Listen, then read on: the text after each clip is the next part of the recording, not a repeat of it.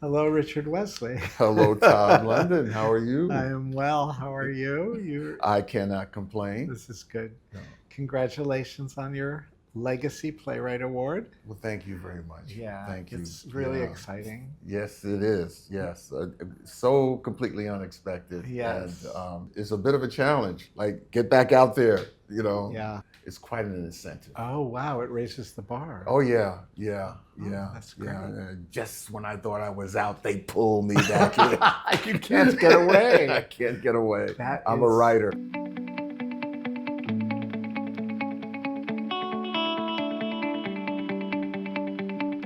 Let's start at the beginning, because I want to know when you came to think of yourself as a writer and how that became plays. Wow.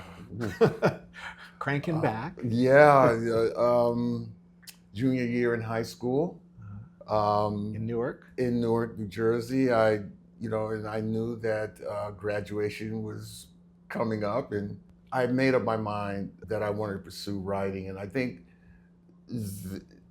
the two biggest reasons were the Dick Van Dyke Show, and even more than that, Rod Serling, The Twilight Zone. Wow. That was the tail end of the golden age of television. Live theater broadcasts were already over, but there were shows like Route 66 and a long forgotten Gene Roddenberry show called Man and Boy. So there were shows like that were around, but the one that galvanized me was Twilight Zone. It was an anthology show, and there were a lot of stories that really kind of challenged the imagination. So did you start writing in response to that, or? Yes, I did. I laugh now. I can't believe, I don't know what I was thinking. Somewhere along the line, I must have read something that talked about how Serling not only wrote most of the episodes, he wrote something like 80% of all the Twilight Zone episodes across those 6 years I think the show was on the air. That other 20%, a group of science fiction short story writers were submitting scripts, and that was my end. Wow. I thought to myself, that's my end. I'm going to do that. I'm going to do that because he's hiring or buying stories from outside his inner circle. So I wrote a Twilight Zone episode. As a junior in high school? As a junior in high school. I remember I wrote it out on notebook paper because I didn't have a typewriter and I didn't know how to type anyway. And then I had to spend several weeks waiting for the credits to run at the end of each show so that I could get 3 lines of information. Wow. Cayuga Productions, how to spell it. Because it would flash up there, then disappear. There was no way to look it up on the internet. I had to wait. There was no internet, right? Yeah. So I had to wait and copy down C-A-Y. Okay, then I had to wait till the next week to get the rest of it. UGA. I printed it all out on an envelope, put my pages in, and I sealed it, and I wrote it, and I never to this day have heard of it. I think that thing arrived and went straight to file 13. But you started. I started it. I wrote a story that had a beginning, a middle, and an end. And instead of being discouraged, I was encouraged. I took from that, I know how to write a story. Even if they didn't like it, maybe they'll like the next one. How does that become a play then, or a playwriting idea? Well, I settled on 10 schools. 2 of them, 10 schools to send applications to. Each one of those applications required a $10 deposit. Only one of those colleges did not, and that was Howard. Howard would just send the application in. So I sent the application to Howard, and as luck would have it, Howard said yes.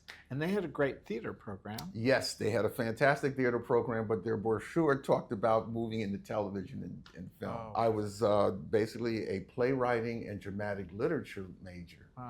And I was bummed and I went to the chair of the department. Because you wanted to write for Twilight. Yeah, I wanted to write for Twilight. Theater, the theater. Right. So I went to the chair of the department, long story short. I went to the chair of the department to tell him that I was thinking of leaving the program. I was very disappointed. I wanted to write for television and film, and there's no TV and film. And he fixed me with a really hard stare and leaned over across, like, got right in my face and said, "Young man, if I can teach you to write for the theater, you can write for anything." Wow. He said it with such conviction that I said, okay. Wow. So, okay, I think of you as a real pioneer, both part of a burgeoning Black theater movement in New York in the late 60s and in the 70s. Yes. And also at the same time as the guy who wrote, 3 movies with Sidney Poitier and starring Bill Cosby and Harry Belafonte and Richard Pryor and the whole thing of Uptown Saturday Night. So, like, how do those two lives exist side by side? Because of Owen and the experiences that I had at Howard, and because of working at the New Lafayette Theater in Harlem, being produced by Joe Papp down at the Public, meeting and working with Lynn Meadow in the earliest incarnations of the Manhattan Theater Club, I began to see myself not so much as a playwright, but more as a dramatist. And in the midst of all of that, my very first offer to write a screenplay came not from Sidney Poitier, it came from Anthony Quinn, the Anthony Quinn. How did that what was that? He came to New York, he had a screenplay that was going into production and he needed to have some more work done on it.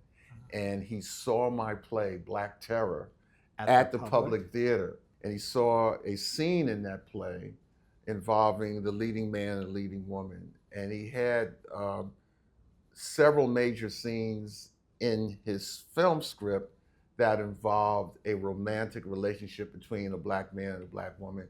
And he didn't like what he already had. Oh, wow. And he wanted, he wanted to know if I wanted to come into writing, doctoring up those scenes and, punching them up and everything. But I was already in the theater. So you had been flipped. I had been flipped. And I was like, I can't go and write in Hollywood now. I'm doing political drama, and I'm, I have a reputation in New York, and on top of that, I turned it down. Especially when he told me I wasn't going to get any credit, so I was. But you didn't turn down Sidney Poitier when. No, when Sidney Poitier saw, he came to see another play that I had written after Black Terror, that was also at the Public. And then he asked you to write Uptown Saturday About a year later, when he was in the process of looking for writers, he remembered that play, remembered me, called me. He was based in New York then. And I came down from Harlem and met him in his office. So from then on, are you moving in parallel, theater and film? Always? Yes. At one point, I had a play on stage at the Manhattan Theater Club, and I can't remember which one of the films it was screening on Broadway in Times Square. Wow. Same time, I was like, wow, this is my dream has come true. A kid from Newark. A kid from Newark. I got a play and a movie on this. Right, that's amazing. I did. I was really, this is the life that I want. Wow. Okay, so you got those, and then when does opera come in? Most recently. That was much more recent. I was minding my own business in Newark. I'd come to see some friends of mine who were doing a small production at Symphony Hall in Newark. And while I was there, I was approached by Kevin Maynor, who was the artistic director of a trilogy opera. And he said, Richard Wesley, I've been looking for you. You know, would you like full to? operatic, Yeah, he gave me the whole opera thing. Remember he had this great, like, cape-like thing on, and you know, and he and I are about the same height and everything, you know, but he has the big basso profundo voice, and I've been looking for you. Would you consider writing a libretto? No, he did not say, would you consider? He said, I want you to write me a libretto. Wow. I was going, what? What? For what? Yeah. Yeah, me, an opera? I've never done anything like that before. But, you know, at the same time, I was saying I've never done anything like that before. I was also remembering that the libretto for La Boheme and the libretto for Aida, I believe, and of course, the libretto for Romeo and Juliet are all based on plays. Nice. Wow. They're all based on plays, and I that's one thing I can do. Wow. And so he encouraged me in that direction. He says, all I want you to do is think about writing the play. Think nothing about the music, just write me a play.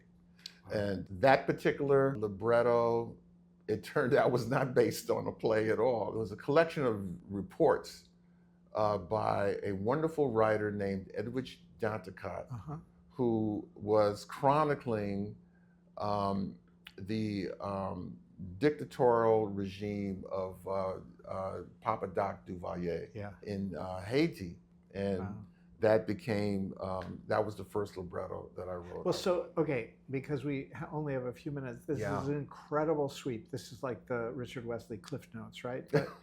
But so the plays, the wannabe TV, the movies, now opera, but you've been teaching for years and years too. Yes, so, since '95. So this notion of legacy and this notion of like what you pass on and what you were given, whether it's from Owen Dodson or from Ted Shine or Poitier or whoever, what does legacy, how do you think about it?